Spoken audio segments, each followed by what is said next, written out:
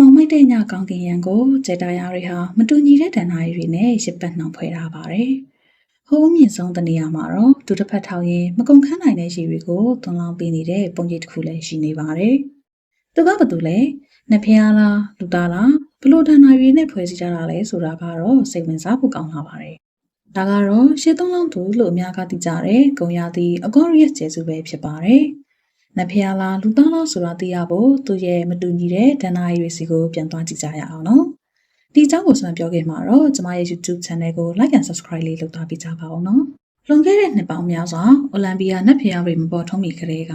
မီဆိုပိုတေးမီးယားဒေသမှာသူ့ကိုအီလို့ခေါ်ဆိုခဲ့ကြပါတယ်။ဆူမာရီယန်တွေကတော့အန်ခီလို့ခေါ်ပါတယ်။အီကဟိုးနှဆိုင်တဲ့မြေရောက်ထဲမှာစီစဉ်နေပြီးအသက်ရှင်သန်မှုကိုပေးစွမ်းတဲ့ရေဂျိုတွေရဲ့နဖျားဖြစ်ပါတယ်။သူကမြစ်တွေဆင်းရဲတွေတင်ကမကပဲဉာဏ်ပညာအားလုံးရဲ့အရှင်မြစ်လည်းဖြစ်ပါတယ်။သူရဲ့မြင့်မြတ်တဲ့ရေဦးတွေကနေရေတွေကြီးသွန်းလောင်းခဲ့တာတော့မဟုတ်ပါဘူး။အသိပညာမှော်တက်နဲ့လူရင်ကြီးမှုရဲ့နှစ်သာရကိုပါသွန်းလောင်းပေးခဲ့တာပါ။ဒီနေ့မှာတော့ရက်စက်တဲ့အခြားနဖျားတွေ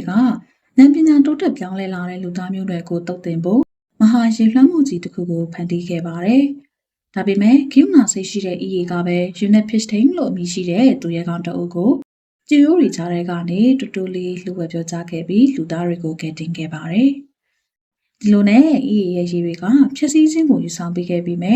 သူရဲ့ဉာဏ်ပညာနဲ့ဂိူနာတရားကတော့ကယ်တင်ခြင်းကိုပေးစွမ်းခဲ့ပါတယ်။သူကကျမတို့လူသားမျိုးနွယ်ကိုလမ်းပြဖို့နဲ့အသက်သက်ကိုပေးစွမ်းဖို့အတွက်အမှန်တရားကိုတုံ့လောင်းပေးခဲ့တဲ့ပထမဆုံးသော Aquarius ကြီးလောင်းသူပါပဲ။ဒါပေမဲ့မြစ်တစင်းလိုစီစဉ်နေတဲ့အချိန်ကတော့မတူညီရဲ့ယဉ်ကျေးမှုတွေစီကိုပြောင်းလဲလာပါတော့တယ်။နောက်တစ်ခေတ်မှာတော့ Greek တွေကဒီကျေစင်စုကိုခန္ဒီမီဒီလို့မြင်ခဲ့ပါတယ်။ရှစ်ခေတ် Trine ပြည်မှာအလွန်တရာချုံမောလှပလွန်းလို့နတ်ဖျားတွေကတော့သတိထားမိတဲ့အထိဖြစ်ရတဲ့မင်းသားတစ်ပါးရှိပါတယ်။သူက Trine မြို့ကိုနာမည်ပေးခဲ့တဲ့ဘီရင်ကြီး Tros ရဲ့သားတော်ဖြစ်ပြီးတော့ခန္ဒီမီဒီလို့ခေါ်ပါတယ်။လူသားတအုပ်ဆိုပေမဲ့သူ့ရဲ့အသားရည်ကနေအောင်ကြီးတွေနဲ့ထုစစ်ထားတယ်လို့မျိုးတောက်ပါနေပြီးသမုတ်တရားလိုနှက်ဆိုင်နဲ့ညံဝန်းပြပြတွေရှိပါတယ်။သူကမင်းမျိုးမင်းတွေဖြစ်ပေမဲ့ရိုးကျိုးနှိမ့်ချတတ်သူဖြစ်ပြီးတော့နေ့စဉ်နေ့တိုင်းအိုင်တာတောင်ရဲ့တောင်ဆောင်တွေမှာတိုးရီကျောင်းနေလေးရှိပါတယ်။ဒီနေ့မှာတော့သူကတုတ်အုပ်ကိုစောင့်ကြည့်နေတော့ကောင်းကင်ရံကနေနက်ဖျားဆုကိုတိုင်းကအင်အားကြီးတဲ့တိတ်ငှက်ပုံစံကိုယူပြီးဆင်သက်လာခဲ့တယ်။တိတ်ငှက်ကြီးကခန္ဒီမီဒီကိုမြေပြင်ကနေချီမသွားပြီးတော့နက်ဖျားတွေရဲ့အမြင့်ဆုံးပုံဖြစ်တဲ့အိုလံပီယာတောင်စီကိုခေါ်သွားပါတော့တယ်။အစပိုင်းမှာတော့ခန္ဒီမီဒီကကြောက်ရွံ့တုန်လှုပ်နေခဲ့ပေမဲ့ဆူးကသူ့ပုံစံမှန်ကိုပြပြီးခန္ဒီမီဒီရဲ့အလှနဲ့စက်တည်ရှိမှုတွေကြောင့်နက်ဖျားတွေအတွက်ဖလားကိုင်ဆောင်သူဖြစ်မှုထမ်းဖို့ရွေးချယ်ခံရကြောင်းရှင်းပြခဲ့ပါတယ်။ဒီလိုနဲ့ခန္ဒီမီဒီကိုအိုလံပီယာနက်ဖျားတွေကဝမ်းမြောက်ဝမ်းသာကြိုဆိုခဲ့ကြပါတယ်။သူကနက်ဖျားတွေရဲ့ပလင်ပေးမှာရက်ရပြီးတော့နှစ်တုပ်ထားနဲ့မသိနိုင်တဲ့အသက်ရှည်စေးရည်ကိုရှုခွက်တည်တဲ့လောင်းပေးရတဲ့အနေမြတ်တဲ့တောင်ဝင်ကိုထမ်းဆောင်ခဲ့ပါတယ်။နက်ဖျားတွေကသူ့ကိုအရန်ချစ်ကြပြီးဆူးကလည်းသူ့ကိုနှစ်သက်လွန်းတာကြောင့်ခန္ဒီမီဒီဟာဘယ်တော့မှအသက်မကြီးတဲ့မတိမျိုးဖြစ်လာခဲ့ပါတယ်။ဘာကြောင့်လဲဆိုတော့ဆူးကခန္ဒီမီဒီရဲ့အလားကြောင့်သူ့ကိုချစ်မိသွားလို့ပဲဖြစ်ပါတယ်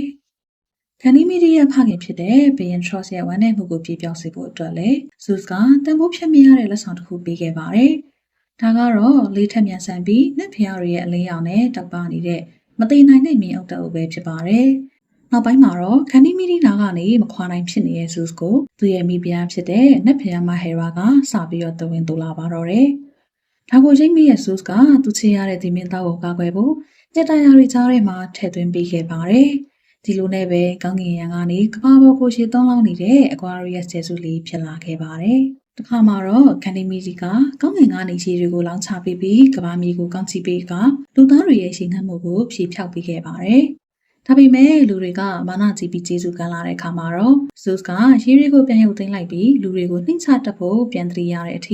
မိုးခေါင်ရေးချမှုကိုဖန်တီးခဲ့ပါတယ်။ဒါပေမဲ့နက်ဖျားတွေရဲ့ထာဝရမသိနိုင်တဲ့အစွမ်းကိုရသွားတဲ့ဒီကောင်လေးကတော့သူ့တွေကနေရေတွေကိုထာဝရလောင်းချနေပြီးဒါဟာကောင်းကင်ရံကနေဉာဏ်ပညာဆင်းသက်လာခြင်းနဲ့နက်ဖျားနဲ့လူသားတွေကြားထဲကအဆုံးမရှိတဲ့ဆက်နွယ်မှုတွေရဲ့သင်္ကေတတစ်ခုဖြစ်ပေါ်လာခဲ့ပါတယ်။တောင်ဘက်ဝဝီတနေရာကြီးမားတဲ့နိုင်မြင့်ကဏ္ဍတစ်လျှောက်မှာနေထိုင်တဲ့အီဂျစ်လူမျိုးတွေကလည်းဒီကျေစုကိုမြင်တဲ့အခါမှာဟာပီဆိုတဲ့နာမည်ကိုတီတိုရွတ်ဆိုခဲ့ကြပါတယ်။သူတို့အတွက်တော့ဒါကနှစ်စဉ်ရည်ကြီးခြင်းရဲ့နက်ဖျားဖြစ်ပါတယ်။ နှစ်စဉ်နှစ်တိုင်းဟာဘီကသူ့တွေကရေကိုကဘာမြေပေါ်လောင်းချပေးတဲ့အခါနိုင်မြေကရေတွေကကမ်းပါးတွေပေါ်ကိုရှန်တက်လာတယ်။ဒါပေမဲ့ဒီရေကြီးတာကဖြတ်စည်းဖို့မဟုတ်ပဲအသက်ရှင်တတ်မှုကိုပေးဖို့ပါ။ရေတွေချန်နာခဲ့တဲ့ရွှံနွံတွေကတက်ကနာရကိုတိနှံတွေစိုက်ပျိုးစေဖို့အတွက်မေစီလာကျဲဝါတဲ့နိဗ္ဗာန်ပုံအဖြစ်ပြောင်းလဲပေးပါတယ်။ဒါဆိုရင်ဒီလိုမျိုးရေသွန်းလောင်းနေတဲ့သူဆိုတာကဘာတူလဲ။ကျဲတွေကတော့သူကဒီလူတွေအားလုံးဖြစ်ပါတယ်လို့တီတူပြောနေကြပါတယ်။ Aquarius ကျေစုကတနိုင်တက်တော့မဟုတ်ပါဘူး။ကဘာကြီးအတွက်သူရဲ့လက်ဆောင်ကတွေးခေါ်တိုးတက်မှုစိတ်ဝိညာဉ်နဲ့အသက်ရှင်တတ်မှုတို့ရဲ့စီစဉ်ခြင်းပဲဖြစ်ပါတယ်တဲ့။အဲ့တော့နောက်တစ်ခါဒီကျေစုကိုမြင်တဲ့အခါ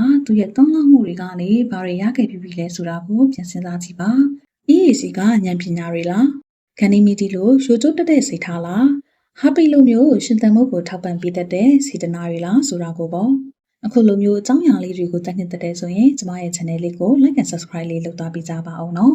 အားလုံးကိုကျေးဇူးအများကြီးတင်ပါတယ်ရှင်